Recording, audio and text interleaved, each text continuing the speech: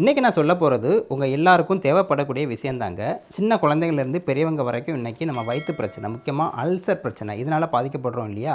நம்மளுடைய வாழ்க்கை சூழலில் ஏற்பட்ட மாற்றம் தான் இதற்கு முக்கியமான காரணங்க.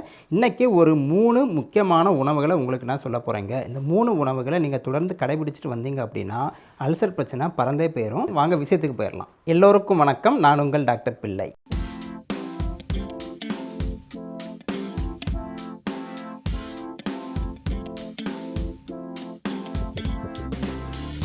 முதலாவது பார்த்தீங்கன்னா, அல்சருக்கு சாப்பிட வேண்டிய காய்கறிகள் முட்டைக்கோஸ், வாழைத்தண்டு, வெள்ளரிக்காய். வைட்டமின் யூ இப்படிப்பட்ட ஒரு விதமான ஒரு வைட்டமின் முட்டைக்கோஸில் இருக்குங்க. இது என்ன தெரியுமா பண்ணுது?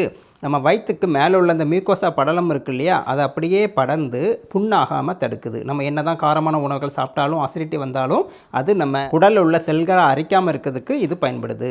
வீக்கத்தை போக்கி அல்சர் புண்ணை குணப்படுத்துறதுல இது உதவுது. நம்ம வயிற்றுக்குள்ள சில பேருக்கு ஹெச் பைலோரி அப்படின்னு சொல்லிட்டு ஒரு பாக்டீரியா இருக்குங்க. இதுதான் அடிக்கடி வயிற்றுப்போக்கு அல்சர் வர காரணம். அப்படிப்பட்ட பாக்டீரியாவை இந்த முட்டைக்கோஸில் உள்ள இந்த வைட்டமின் யூ கொன்றும். அப்போ நம்மளுக்கு அல்சர் பிரச்சனை சீக்கிரம் சரியாயிடும். ரெண்டாவது விஷயம் பார்த்தீங்கன்னா, வாழைத்தண்டு பொதுவாக கிட்னிகளில் போக்குன்னு தெரியும் இல்லையா? அல்சருக்கு ரொம்ப நல்லதுங்க. இதில் அளவுக்கு அதிகமான நார்ச்சத்து ஃபைபர் இருக்குது. டைஜஷனை ஒழுங்குபடுத்துறதுலையும் உடம்போட அசிடிட்டியை குறைக்கிறதுலையும் வாழைத்தண்டுக்கு ஒரு முக்கியமான பங்கு இருக்குது. ஏன்னா இதில் இருக்கக்கூடிய காரத்தன்மை தாங்க. பொதுவாக அசிடிட்டி உடம்புல அதிகமாக இருக்கும்போது ஆல்கலைன் அதிகமான சமநிலை ஆயிரும். அது இந்த வாழைத்தண்டு பண்ணுது. உடம்புல உள்ள டாக்ஸின்ஸ் எல்லாத்தையும் இது வெளியேற்றுதுங்க. அல்சர்னால் வரக்கூடிய சிவியரான ஒரு வயிற்று வலி வரும் இல்லையா, ஒரு மாதிரி பிடிச்சி இருக்கிற கிராம்பு, அதையும் இது போக்குது.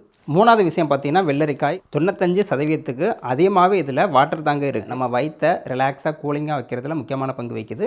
அசிடிட்டியை குறைக்குது, அல்சர் புண்ணையும் ஆற்றுது. ரெண்டாவது பார்த்தீங்கன்னா, பழங்கள். இதில் மாதுளம்பழம், மணத்தக்காளி இருக்கு இல்லையா, அந்த பழம், அது கூட கீரை, அது கூட சேர்த்து சாப்பிட்லாம். மூணாவது நம்ம ஒரு வாழைப்பழம். இந்த 3 எப்படி அல்சரை குணப்படுத்துன்னு பார்த்துடலாமா? முதலாவது மாதுளம்பழம். மாதுளம்பழத்தை நம்ம திறந்தாலே ஒரு மாதிரி மஞ்சள் கலரில் ஒரு லேயர் மாதிரி இருக்கும். அதை பார்த்துருப்பீங்க. அதுதான் அல்சரை குணப்படுத்தும். நம்ம என்ன பண்ணுவோம்னா, மாதுளம்பழத்தை பிரிக்கும் போது அந்த மஞ்சள் கலரை தூக்கி போட்டுட்டு எனக்கு கொஞ்சம் கசப்புத்தன்மை இருக்கனால அப்படி பண்ணுவோம். உள்ளுள்ள இது மட்டும் சாப்பிடுவோம். உள்ளுள்ள ரொம்ப நல்லது. ஆனால் அல்சருக்கு நீங்கள் பார்த்தீங்கன்னா அந்த மஞ்சள் கலர் இருக்குது, அதை தான் சேர்த்து சாப்பிடணும். கொஞ்சம் கசந்தாலும் பரவாயில்ல. யூனிகலாஜின், பாலிஃபினால் அப்படின்னு சொல்லக்கூடிய ஆன்டி ஆக்சிடென்ட் இந்த மாதுளம்பழத்தை இருக்குங்க. இதை நம்ம சாப்பிடும்போது அல்சர் புண்ணை சுற்றி உள்ள வீக்கத்தை குறைச்சி அல்சர் புண்ணை ஹீல் பண்ணுறதுல இது உதவுது. ரெண்டாவது பார்த்தீங்கன்னா, மணத்தக்காளி, கீரை மற்றும் அதில் உள்ள அந்த பழம். சின்ன குழந்தையாக இருக்கும்போது மணத்தக்காளியில் இந்த கீரையில் பண்ண பொரியல் அதெல்லாம் தருவாங்க. அதில் உள்ள அந்த தக்காளி பழம் குட்டி குட்டியாக இருக்கும்ல, அது கூட பச்சையாகவே கழுவிட்டு சாப்பிட்லாம். நம்ம வயிற்றில் உள்ள அல்சர் புண்ணை ஆற்றுது அப்படின்னு எல்லாருக்கும் தெரிஞ்ச விஷயந்தான்.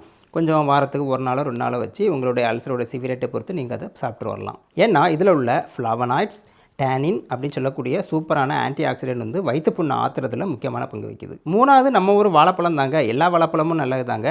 ஏற்கனவே வாழைப்பழத்தில் ஒரு மாதிரி மியூக்கஸ் மாதிரி கொலகொலான்னு இருக்கும் இல்லையா? சாப்பிடும்போது நம்ம வயிற்றை சுற்றி ஒரு படலம் மாதிரி அது படந்துடும். இதனாலேயே பார்த்தீங்கன்னா அந்த அசிடிட்டி நம்ம வயிற்று புண்ணை தாக்காமல் இது பாதுகாக்கும். இதில் ஏற்கனவே பொட்டாசியம் அதிகமாக இருக்குது, மெக்னீசியம் அதிகமாக இருக்குது, பலவிதமான வைட்டமின் மினரல்ஸ் எல்லாமே இருக்குது. மலச்சிக்கலை நீக்கிறதுக்கும் இந்த வாழைப்பழத்தை சாப்பிட்றோமா? ஹெச் பைலோரிங்கிற அந்த பாக்டீரியாவை அழிக்கிறதுலையும் இது உதவுது.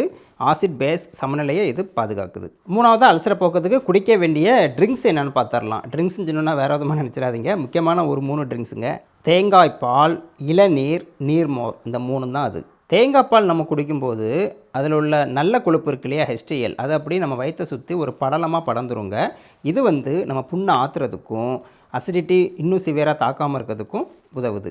ஸ்டொமக்கில் அப்படியே கூலிங் எஃபெக்டை தரதில் இது உதவுதுங்க. அடுத்ததாக இளநீர் ரொம்ப நல்லதுங்க.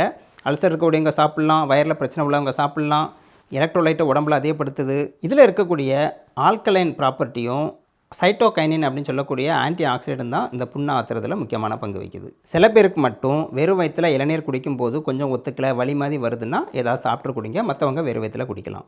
அல்சர் புண்ணில் ஆற்றுறதுல இந்த இளநீருக்கு பங்கு இருக்குது. இதில் மெக்னீசியம் சத்து அதிகமாக இருக்கிறதோட உடம்போட ஹைட்ரேஷனும் இது அதிகப்படுத்துது. அடுத்ததான் நீர்மோர். அந்த காலத்துலன்னு பார்த்தீங்கன்னா வில்லேஜில் வெயில் காலங்களில் நீர்மோர் பந்தல்லாம் போடுவாங்கங்க. நீர்மோர்னால் இந்த தண்ணி அதிகம் மிக்ஸ் பண்ணி மோரை குடிக்கிறது.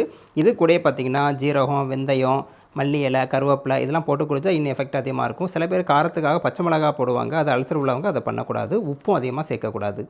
நீர்மோர் குடிக்கும்போது அப்படியே ஒரு கூலிங் எஃபெக்ட் வயிற்றில் பரவுதை நம்மளாலே ஃபீல் பண்ண முடியும் இல்லையா? முக்கியமான விஷயம், இது ஒரு சூப்பரான ப்ரோபயாட்டிக். நம்ம வயிற்றில் உள்ள குட் பாக்டீரியா இருக்கு இல்லையா, நல்ல பாக்டீரியா, இதை வளர வைக்கிறதுக்கு இந்த நீர்மோர் உதவுது. வயிற்றில் உள்ள வீக்கத்தை போக்கி புண்ணை ஆற்றி நம்மளை பாதுகாக்குது. நான் இப்போ சொன்ன விஷயங்கள்லாம் அல்சர் உள்ளவங்க வெறும் வயிற்றில் சாப்பிட்டு வந்தாங்கன்னா எஃபெக்ட் அதிகமாக இருக்குங்க. அப்போ தான் அந்த புண்ணை ஆற்றுறதுக்கு இது உதவும். இந்த உணவுகளை நீங்கள் எடுக்கிற காலகட்டத்தில் அதிகமாக காரமாக சாப்பிட்றத அவாய்ட் பண்ணுங்கள். பச்சை மிளகுலாம் அதிகம் சேர்க்காதீங்க. நல்ல மிளகு இருக்கு இல்லையா, பெப்பர், அதை கொஞ்சமாக காரத்துக்காக நம்ம சேர்த்துக்கலாம். உணவில் அடிக்கடி தயிர் எடுத்துக்கோங்க. இது ஒரு சூப்பரான ப்ரோபயோட்டிக். கொஞ்சம் கொஞ்சம் உடற்பயிற்சி பண்ணுங்கள். ஆல்கஹால் பழக்கம் இருந்தால் அதை கண்டிப்பாக விட்டுருங்க. டீயும் காஃபியும் வெறும் வயிற்றில் குடிக்கிறத அவாய்ட் பண்ணுங்கள். இதெல்லாம் நீங்கள் தொடர்ந்து ஃபாலோ பண்ணிட்டு வந்தீங்கன்னா உங்களுக்கு அல்சர் புண்ணு டக்குன்னு ஆறிடுங்க. நம்ம என்ன அதை அல்சர் புண்ணு ஆற விடாமல் நம்ம திரும்ப அதை மோசம் பண்ணிகிட்ருக்கோம். அதனால தான் அது ஆறாமல் நம்மளுக்கு வலி, வீக்கம் எல்லாத்தையும் கொடுக்குது. இப்போ உங்களுக்கு புரிஞ்சிருக்குன்னு நினைக்கிறேன். இது எல்லாருக்கும் பிரயோஜனமாக இருக்கும் இல்லையா? உங்களை சுற்றி உள்ளவங்களுக்கு ஷேர் பண்ணி விடுங்க. அவங்களும் பார்த்து பயன்பெறட்டும். வழக்கம் போல் லைக் பண்ணுங்கள், சப்ஸ்கிரைப் பண்ணுங்கள், உங்கள் எண்ணங்களை கமெண்ட் பாக்ஸில் போடுங்க. மீண்டும் அடுத்த வீடியோவில் சந்திக்கலாமா? நன்றி, வணக்கம்.